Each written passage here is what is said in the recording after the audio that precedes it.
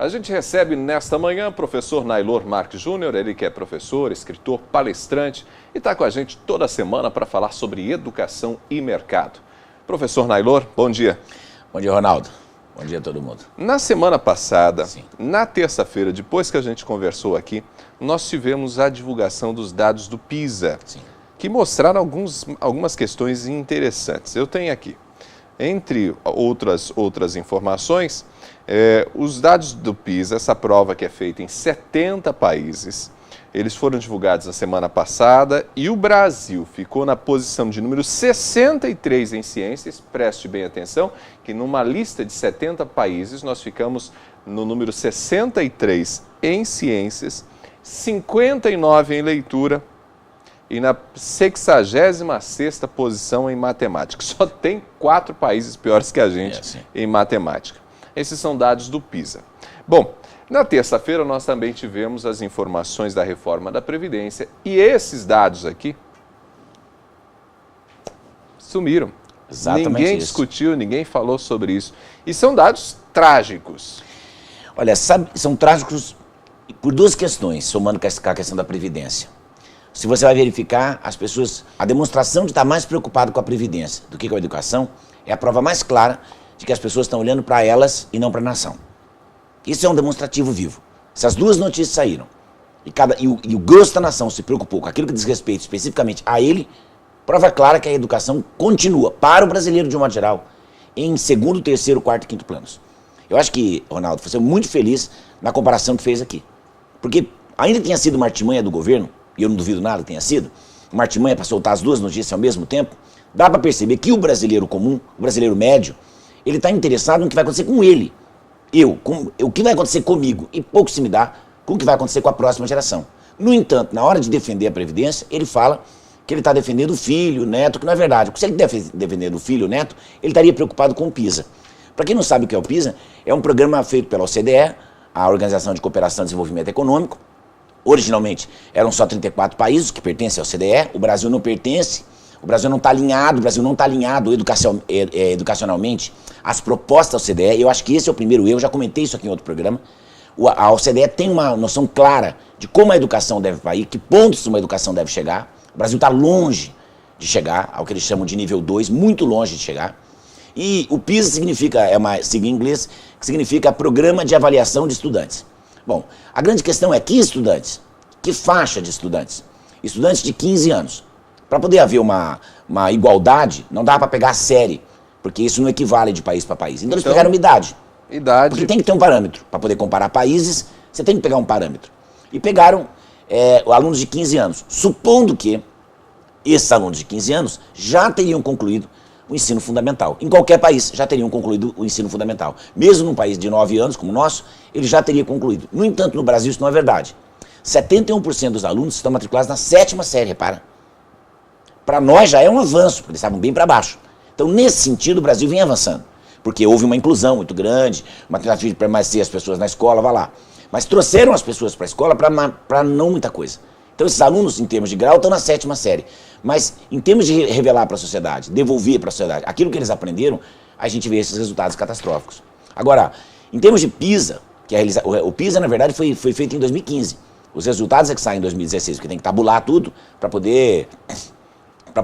gente poder se organizar. Então a gente fala PISA 2016, mas é resultado, né? O PISA é feito, começou em 2000, aí 2000, 2003, 2006, 2009, né? 2012, 2015 e o resultado sai no ano seguinte, não é? E aí o que acontece? A ideia é dar parâmetro para os países, para eles poderem reorganizar seus processos educacionais.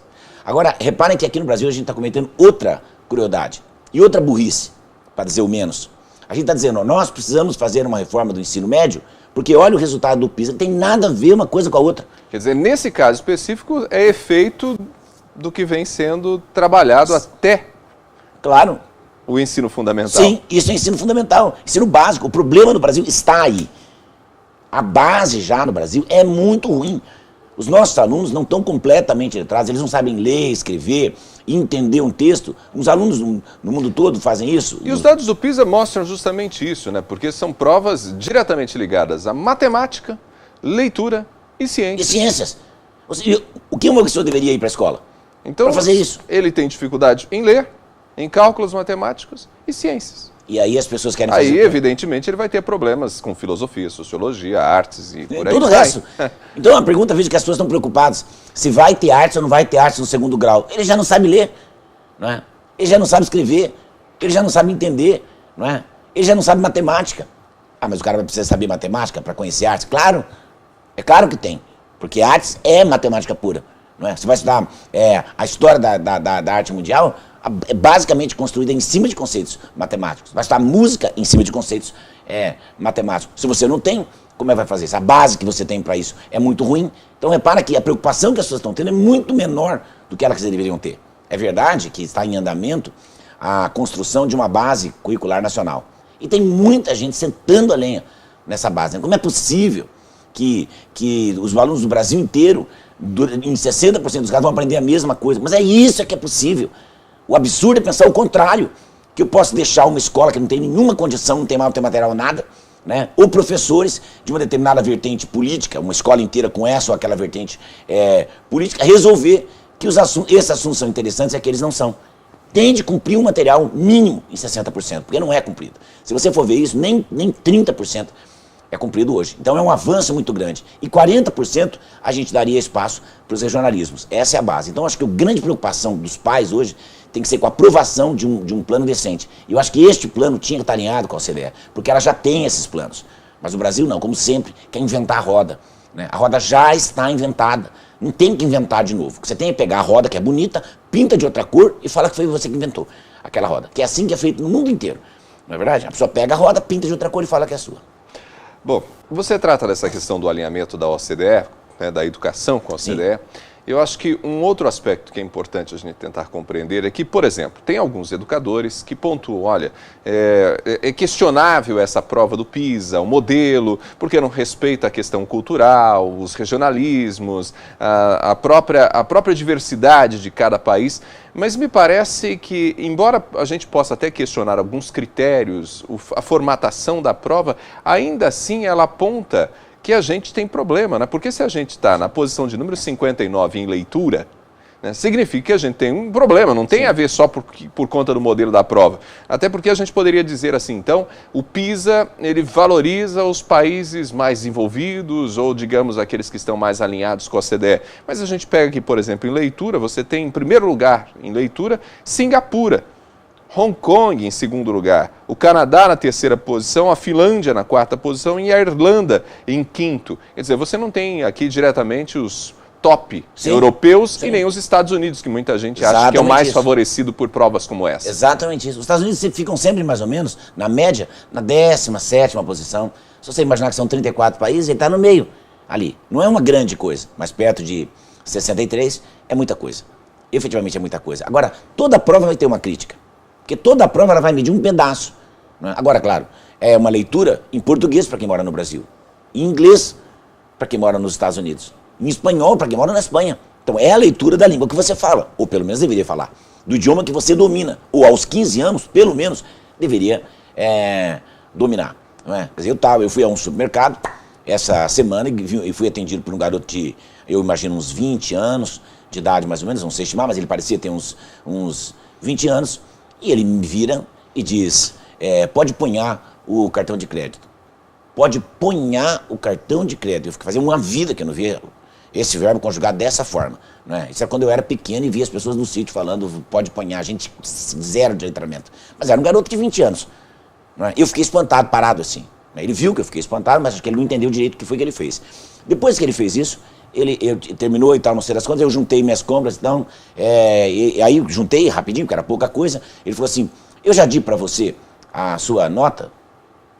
Eu já di para você a sua nota. Quer dizer, era um garoto de 20 anos. Então repara que ele não tem 15 como do PISA. 5 anos depois, ele ainda não sabe conjugar os verbos mais elementares que a gente conjuga todo santo dia. Se ninguém alertou esse menino que não é assim, que não se fala mais assim, faz pelo menos uns 30 anos, algum linguista me ouvindo aqui vai dizer assim, mas a gente tem que respeitar os regionalismos. Qual regionalismo? Ele está trabalhando, desculpe, mas qual regionalismo? Ele está trabalhando numa grande empresa urbana. Qual regionalismo? Esse, não é verdade? Esse. Quer dizer, então entende, que ele não tem nível. Como esse menino vai ascender profissionalmente? Não vai. Não adianta falar que tem que respeitar as peculiaridades, porque ele não vai ascender profissionalmente. Eu não quero desmerecer a profissão que ele tem. Mas ele tem 20 anos, poderia almejar empregos que pagam salários, valores agregados maiores, mas ele não pode. Porque se ele não sabe conjugar esses dois verbos que são elementares, é natural que o resto ele sabe muito menos. Então, é questionável a prova? Sim, todas são. As pessoas questionam o Enem, questionam o vestibular, mas nós precisamos de um parâmetro de avaliação. O PISA é um. A pergunta é, não adianta falar mal da prova. É preciso reconhecer os dados da prova e tomar medidas práticas que façam alterar esse resultado. Reclamar da prova não adianta nada, é como reclamar da chuva. E você trata, por exemplo, dessa situação que é uma situação linguística, né? Que deve-se a a maneira como se lida com a gramática, com a conjugação de um verbo, mas a prova, por exemplo, que é a prova de leitura, né? Ela não trata especificamente de gramática, ela trata do elemento básico, que é a compreensão de determinados enunciados, determinados textos. Sim, exatamente isso. Agora vejam, se o básico, como que esse menino passou, que me chamou a atenção, é como ele passou os anos todos da escola, porque eu presumo que ele passou, ele não está lá como caixa, porque para você ser contratado como caixa, deve ter no mínimo ensino fundamental completo, eu imagino. Tem que dominar as 4 operações e tal, o mínimo ensino fundamental completo. Se ele passou por tudo, será que essa escola, em 8 anos, 9 anos, que ele estudou língua portuguesa, não conseguiu incutir nada nele? Ninguém nunca falou para ele, não é assim? Sabe? Agora, se ele não pode fazer isso, como pode ler? Quantos textos esse menino leu? Quantas vezes ele levantou uma em voz alta para perceber ele mesmo a fluência da leitura dele? Porque o problema de ler, nós temos 2 problemas. Um muita gente pensa que ler é ler quantidade, não é ler qualidade.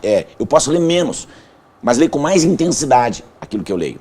E veja que o que eles cobram lá não é interpretação de texto, é compreensão de texto, que está um nível abaixo da interpretação. Por quê? Porque eu analiso o texto só com elementos do próprio texto. Eu não tenho que buscar nenhum elemento fora. Porque diz ainda que a pessoa não tem capacidade para fazer esse cruzamento de informações que estão fora do texto com informações que estão dentro do texto. Então veja que ele já está num nível abaixo. Mas eu acho que quando ele começa a ler, o nível dele é abaixo ainda. É um nível de pura decodificação. Ele tem dificuldade de decodificar o que está escrito ali. Isso é muito complicado. Agora eu vejo, por exemplo, meu filho, que foi bem educado, tem 8 anos, ele engasga numa palavra e pergunta imediatamente o que significa isso. O que significa isso? 2 dias depois, aquela palavra já está no vocabulário dele. Então, não é só culpa da escola, não. É também culpa da família. Mas a família não tem tempo, as famílias nunca tiveram.